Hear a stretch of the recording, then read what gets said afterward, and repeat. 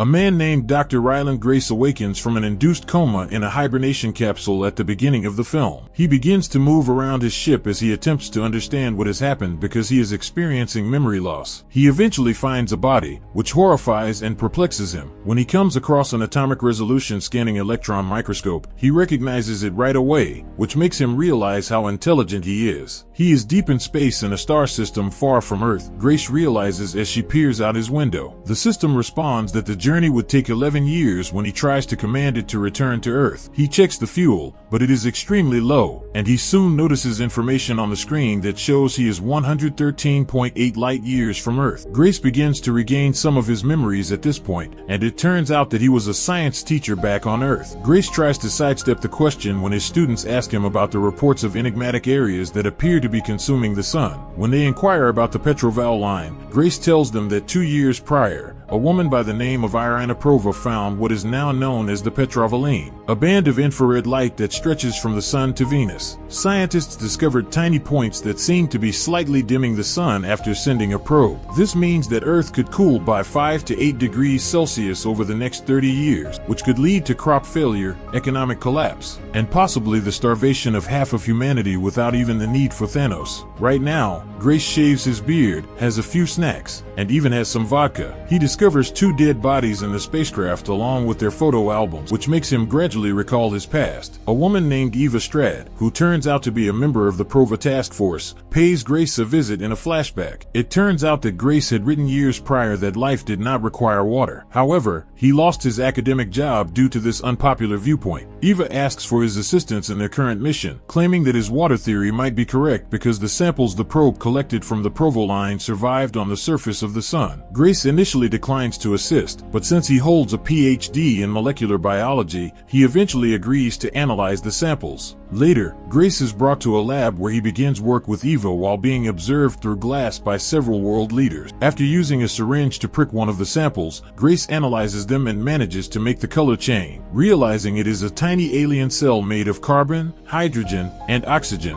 which is essentially water. Additionally, when the cells move, they release a lot of infrared light, and this radiation precisely corresponds to the Provoline's frequency. In order to create propulsion, they take in energy from the sun and release it. Eva then expresses gratitude to the doctor for his hard work and states that other eminent scientists will carry on the investigation. But Eva lets him study 3 cells when Grace begs to continue. After that, Grace works with Carl, a security guard. The cells were given the name Astrophs, which means star eaters, after that day. The next question is why Venus, which is much closer, was selected by the astrophage to form the petroleum as a kind of bridge rather than Mercury. In order to determine whether astrophase is drawn to CO2, Grace and Carl next build a basic Venus simulator, a wooden box that emits infrared light at carbon dioxide wavelengths. The astrophase escapes from the slide and spreads inside the box, causing the experiment to quickly go awry. To stop them from escaping, Grace and Carl put one box inside of another. After that, Grace enters the dark box and gathers the samples by hand. After gathering 3, he notices a 4th, which means that the astrophage has multiplied. This reveals that carbon dioxide is used by the astrophage to reproduce. He is then transported by a military aircraft to a facility in the middle of the ocean after Grace gives Eva the information. There, Eva introduces him to a number of prominent scientists, and Grace explains that because Venus has the ideal carbon dioxide conditions, astrophages travel there to procreate. Then Eva shockingly reveals that there are other dying stars besides the sun. Except for one star called Tidy, which is 12 light years away, many other stars are also infected. They must find out why it hasn't been affected. In order to travel there and conduct research, they are building a spaceship called Project Hail Mary. Fuel is the biggest issue. Because they generate a lot of energy, they intend to produce 2 million kilograms of astrophage as fuel. However, the ship won't have enough fuel to return to Earth, which is a major issue. The astronauts will not return alive, but they will use probes to send their data back. Grace is horrified upon hearing this, but Eva explains that the only other alternative is to wait for starvation and ultimately perish as the astrophase consumes the sun. They decide to send a pilot, an engineer, and a scientist on board the ship as a result. Grace learns that his 2 crew members' names are Yao and Elysia in the present. He knows they were courageous individuals who sacrificed their lives for a far greater cause, even though he cannot recall them. Grace pledges to try his hardest to succeed. He then sends them into the vastness of space after opening the airlock. The engine cuts out and the spacecraft loses gravity as the system abruptly alerts Grace that they are about to enter Tiades orbit. This star also has a Preval line, but Grace notices that it is not dimming like the others. Something is impeding it, he realizes. He also sees a sizable structure in space when he looks closer. When Grace realizes it was built by aliens, he becomes frightened. Another spacecraft begins to pursue him as he attempts to escape after seizing control of the ship. Then the other ship launches something, possibly a bomb or a message, in his direction. When Grace tries to activate the shields, she realizes that the ship never had any installed. Once more, but more slowly, the other ship sends the object. Grace then manages to capture the object by taking a spacewalk. When he brings it back inside, he analyzes it and learns that it is made of xenon, a gas that is typically found on Earth. Then he notices that the alien has sent a model of Tate's Petroline and a model showing the location of its home world. Additionally, Grace sends the model back with the location of Earth added. Shortly after, the alien uses cutting-edge technology to build a tunnel in a matter of seconds, enabling Grace to pass through. He sees a barrier as he passes through. He notices an arm that appears to be made of rock on the opposite side. A small model of Grace and a ship model are among the objects the alien then displays to him. Then the alien motions for him to go, and Grace turns to leave. The alien turns its ship like the Hail Mary and cuts off the tunnel. When Grace opens the door once more after the tunnel has been reconnected, he is struck by intense pressure. Additionally, gravity is now present in the tunnel. Later, Grace attempts to communicate with the alien, but is unable to understand the strange noises it makes. He notices that the alien appears to be a rock after closely examining it. He decides to call it Rocky as a result. After exchanging goofy gestures, Rocky gestures to an object that is a gift behind Grace. Rocky motions for Grace to remove his helmet, but Grace is reluctant because he fears instant death. He soon realizes that the object Rocky gave him could be molecular oxygen. He removes his helmet and is startled to find that his breathing is flawless. After that, Grace spends a lot of time with Rocky and learns that he came on this special mission because his planet is also experiencing problems with the Preval line. They are still unable to effectively communicate, though. Grace decides to use echolocation and begins recording Rocky's voice on the laptop while also displaying Rocky's name, numbers, and other simple words. After some time, he begins to understand that Rocky is a mechanical engineer who builds his structures and models using a metallic form of xenon that Grace refers to as xenonite. To find back to Earth, Grace keeps documenting his discoveries in a video journal. They decide to work together on this mission as they learn to communicate better and are curious as to why Tidy has not been affected like other stars. Rocky, however, perishes in Grace's atmosphere. As a result, he typically remains behind the barrier during their conversation. So Rocky won't have to read text all the time. Grace even gives him a voice. Just as Rocky enters his ship wearing a bubble suit to survive the human atmosphere, Grace calls to mind some of these memories. He starts moving around right away, causing chaos and complaining about the mess. In order to work together, Rocky decides to move in with him, but Rocky's extreme bossiness irritates Grace. It also turns out that Rocky can see through walls and has incredibly sensitive hearing. Grace believes he has no privacy as a result. Grace explains that the Iridians are ignorant of relativity and radiation while continuing to record his video journal for Earth. Grace concludes that the rest of the crew was probably killed by radiation, but Rocky survived because of the astrophase kept in the fuel tanks next to his workshop. The pair then realizes that the trip to Tidy will take 11 days, so they spend time getting to know one another better. Rocky claims that even though he has a partner back home and they have been together for 186 years, he still feels inadequate. When Grace asks for the mate's name, Rocky makes a sound that Grace cannot understand because he does not have an English word for it. This is how it's kind of. They reach their destination planet after an 11-day journey, and the Hail Mary enters orbit to gather samples for study. They decide to rename the planet after Rocky's mate while gathering astrophase on the surface. They call her Adrian because Grace is unaware of her true name, Adrian. When the samples are later analyzed, Grace finds something unexpected. There is an entire ecosystem with bacteria, protozoa, complex life, and even predators in addition to astrophage. This demonstrates the existence of life on Adrian, and Rocky comes to understand that astrophase is regulated there to maintain population stability. They come to the conclusion that they might be able to save their stars if they can bring that predator organism back home. But Adrian's atmosphere cannot be penetrated by the Hail Mary or it will be destroyed. Rocky claims that he can build build a predator collector and a long enough chain to gather bacteria from the clouds. Grace, who has never piloted a ship before, is practicing in the meantime. Grace reveals to Rocky during their conversation that although he will use probes to send all the discoveries back to Earth, he will never be able to return home due to a lack of fuel. He claims that he will eventually perish in space and that he has enough food for a few more years. Rocky asks how much Astrofag needs to get home because this makes him feel very sad. Grace responds, 2 million kilograms. Rocky offers to give him the fuel after hearing this, even though it will take him 6 years to return home. Grace is deeply moved by this, and he accepts his assistance with tears in his eyes. After that, the scene shifts to another flashback in which Eva and Grace are conversing. It turns out that this is only 3 days before the launch. Thus, both of them are ecstatic, but they quickly head to the facility after hearing a loud explosion. Returning to the present, the two set out on their mission to gather the samples by lowering a chain with the Predator collector into Adrian's atmosphere. Rocky manages to keep the ship steady despite the intense orbit and green light. Grace dashes to grab the Predator collector before it loses control upon its return, risking intense heat. Before quickly getting back inside, he decides to cut it with a knife and holds onto the ship with his hand. They quickly discover that Adrian's gravity is causing damage to the ship, so they must escape right away. They start to veer off course when a fuel tank rupture occurs during the escape.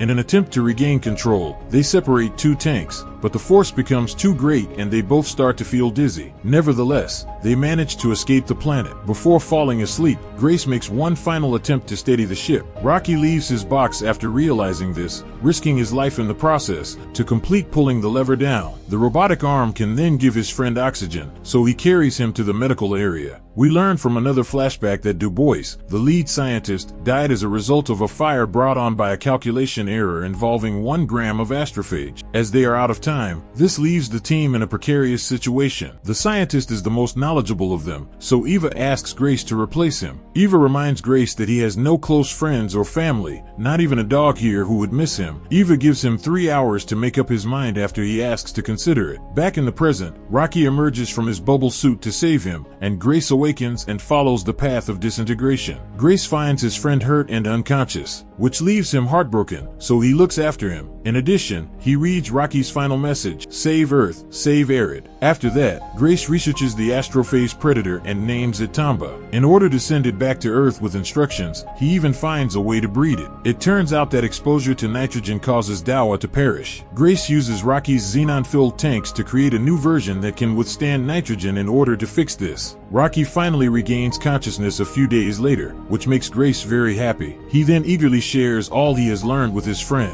Rocky even dons a party outfit as they celebrate with a large party before heading home. Rocky will never forget his human friend thanks to Grace's gift of a laptop that contains all of human knowledge and a plush model of Earth. At last, Grace recalls all of these things and starts crying. He expresses gratitude to Rocky for being such a wonderful friend and for all of their shared experiences. Knowing that this is the last time they will see each other, the two friends bid each other farewell with tears. Grace learns that the journey to Earth will take 4 years after their ships split up to go their separate ways. He unexpectedly comes across contamination not long after. The Tamba and Xenonite tanks has evolved to penetrate Xenonite itself, so he checks the sample and realizes there is a leak. Fortunately, Grace manages to stop it before it consumes the astrophage of the ship. The fact that Rocky's ship is made entirely of Xenonite, however, is the most alarming aspect. This means that the radiation will cause him to quickly run out of fuel and pass away slowly and painfully. Grace is now faced with a choice. He can either return to assist Rocky or go directly to Earth, but he cannot do both. He ultimately decides to assist his friend. He then sends detailed logs of his discoveries back to Earth, along with more than enough Tomoa to make their own farm. Grace finds Rocky's ship floating in space when he returns to save his friend after sending probes to Earth. Rocky is nowhere to be seen as he tries to enter, so he assumes the worst when he finds a barrier there. But just when it looks like there is no more hope, Rocky shows up and is overjoyed to see Grace, which leads to an embrace. Eva watches the video recordings and a gift from Grace after the probe lands on Earth many years later. The planet has already started to freeze, which means Eva was correct. However, there is now hope for the future. The Iridians have built a biodome for Grace on the planet Arid, which replicates Earth's environment. After that, he takes Rocky for a stroll on a beach, and it turns out that Grace can now understand Aridian without the help of a translator. Rocky reveals that Aridian scientists managed to fix the Hail Mary,